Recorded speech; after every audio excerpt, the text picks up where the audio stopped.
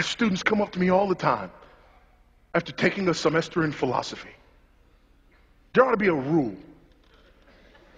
You should not be able to talk about philosophy unless you've had more than a semester of philosophy. If you haven't had any, that's fine.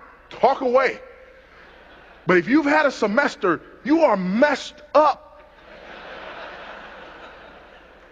You'd be better off just not taking it at all. And they'll come up and they'll say things to me, and they've thought these things out. And I'm on the campus to talk about these issues and dealing with apologetics, and they want to catch me alone and ask me these questions, and they look at me and they say, I just wanted to ask you that if you believe in a God that is omnipotent and omnibenevolent, then how do you reconcile the issue of theodicy? To which I respond, took a semester of philosophy, right? Well, yes, how did you know? Because if you hadn't, you'd have just said, listen, God's so powerful and so good, how come bad stuff happens?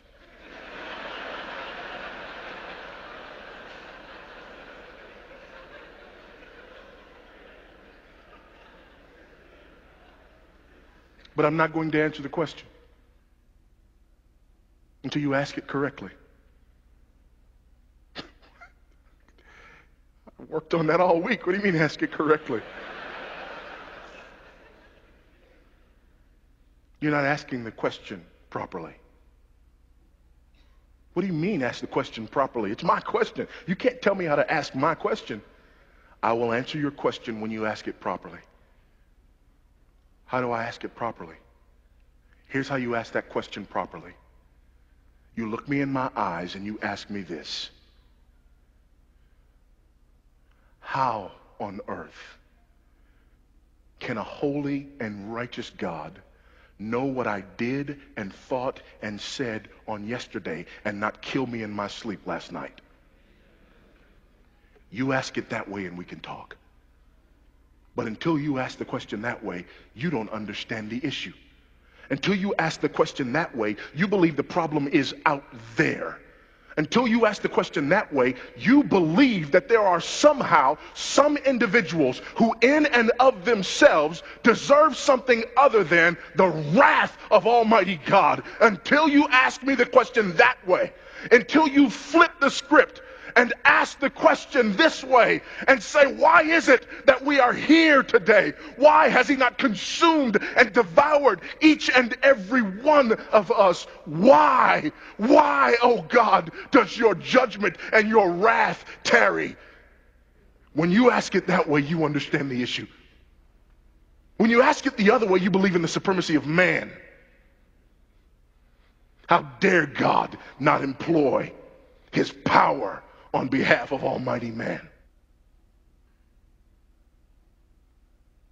You flip the question around. You believe in the supremacy of Christ. How dare I steal his air? Because the last breath I took, I borrowed it from him. And I'm never going to give it back. And when you borrow something and never give it back, you're stealing.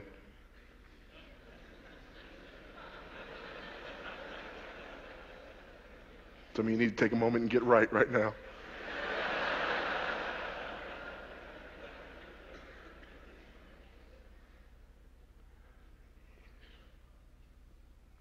The problem is me. The problem is the fact that I do not acknowledge the supremacy of Christ in truth. The problem is I start with me as the measure of all things. The problem is I judge God based upon how well he carries out my agenda for the world. And I believe in the supremacy of me in truth. And as a result, I want a God who is omnipotent but not sovereign. If I have a God who is omnipotent but not sovereign, I can wield his power. But But if my God is both omnipotent and sovereign, I am at his mercy.